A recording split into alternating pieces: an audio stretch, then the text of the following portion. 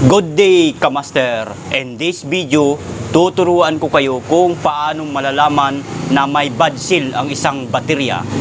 So, unang-una natin na gagawin ay siyempre ititester natin yan at nang malaman kung ilan na lang ang voltahe sa baterya nito. Okay? Ito ay sa positive. Ayan. May makikita tayo ng ganito, plus sign sa isang baterya. Ibig sabihin, itong polarity ng isang baterya ay positive. So, itong alligator ng ating tester na kulay pula ay dito natin ikakabit. So, dito naman sa kabila, pag may makikita kayo ng ganito, minus sign, ang ibig sabihin, ito ay negative polarity ng isang baterya. Ito po. Tapos, itong alligator clip ng ating load tester, ito, na kulay itim, dyan natin sa ikakabit. Yan. Okay? So ngayon makikita natin dito sa kanyang DC volts, 12.2 volts na lang siya, okay?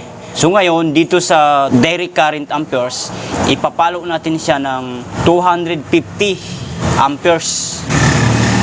Pagka itong araw na ito ay bumababa dito sa 10 volts, 9 volts, 8 volts, pababa, ibig sabihin sira na ang baterya na ito, replace na, okay? So ilulod test natin, tingnan nyo po ng maigi. Ayan. Ayan po. 250. So dito ay bumagsak na siya, 7 volts na siya, okay? So konfirmado po na sira itong baterya na ito. So ngayon, tatanggalin muna natin ito. So, ang next step na ating gagawin para ma-confirm natin na talagang sira ang baterya na ito, kung napapansin niyo itong sticker sa ibabaw, sticker ng isang baterya, atin itong tatanggalin kasi may 6 na butas yan sa ilalim at bubuksan natin para masukat natin ang tubig na yan kung totoo ba yung sinasabi ko na sira na ang baterya na ito. So, atin na itong tatanggalin. Ayan.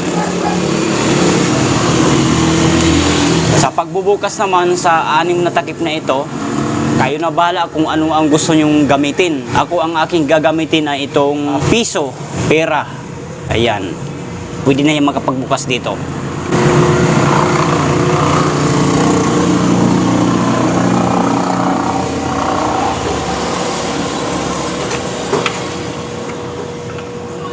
Ayan.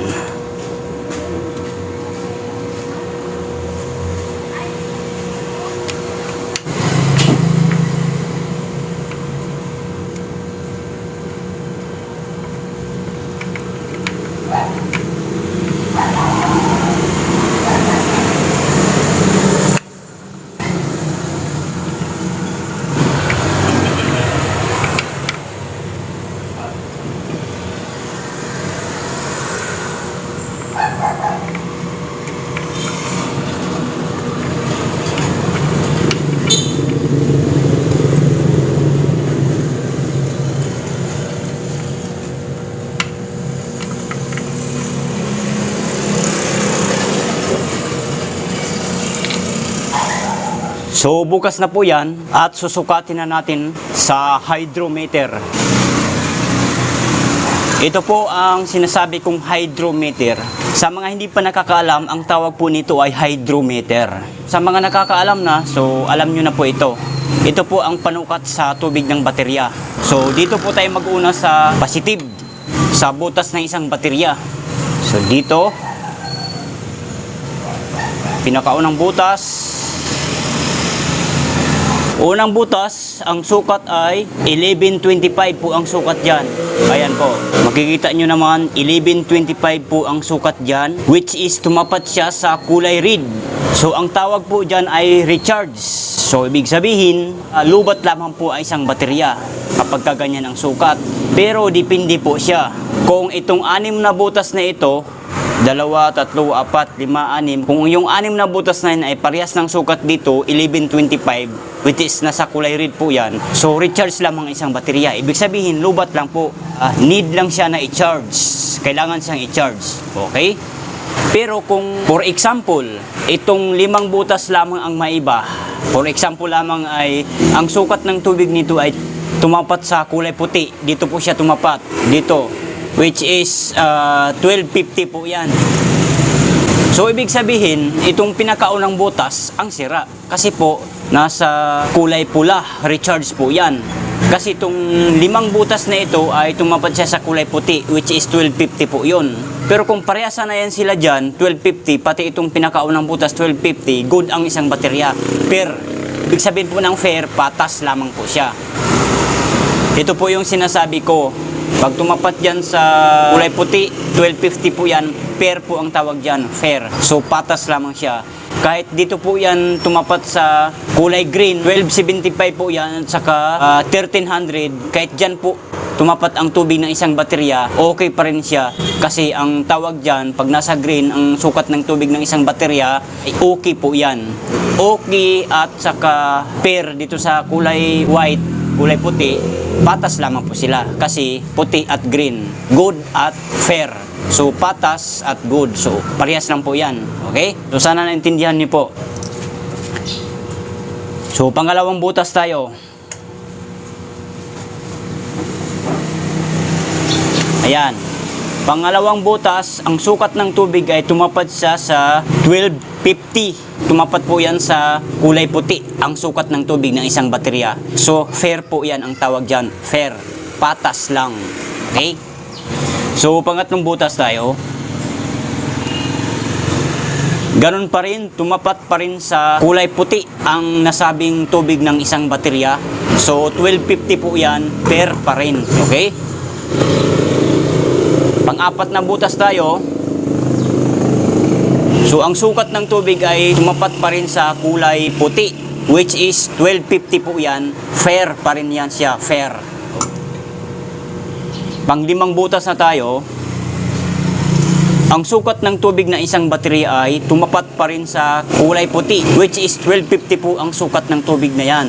So next, pang-anim na butas na tayo, last but not the least. Ayan po, 1250 pa rin tumapat ang sukat ng tubig, which is nasa kulay puti. Sim na sim pa rin, walang pinagkaiba, walang pagbabago. Ganun pa rin, 1250 pa rin ang nasabing sukat ng tubig ng isang baterya. Okay? So, overall, ang status sa baterya nito ay sira na po siya.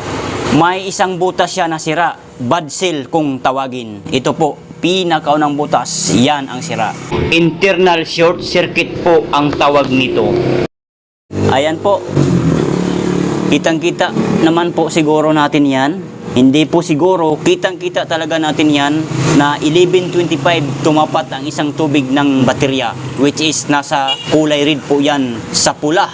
Ibig po sabihin yan ay recharge. Pero lahat ng tubig, itong 5 butas ay hindi ganyan 1125. Iba ang sukat nitong 5 butas, 1250. Ito siya ang fair. Ibig sabihin ng fair, patas, good lang yan. Okay pa yung tubig na yan. Kaso lang may nag-ibang sukat ng tubig ito, pinakaunang butas. Ito po ang sira. Okay? Sana naintindihan nyo po. Pero kung itong pinakaunang butas ay 1125 hanggang sa pangalawa, pangatlo, pang-apat, pang-lima, pang-anim, itong 6 na butas ay 1125 po lahat yan. Lubat lamang po ang isang baterya. Recharge lamang po siya. Need lang siya na i-charge. Kailangan siyang i-charge kasi lubat po. Case ngayon, dahil itong 5 butas na ito, itong pangalawa, pangatlo, pang-apat, pang-lima, pang-anim.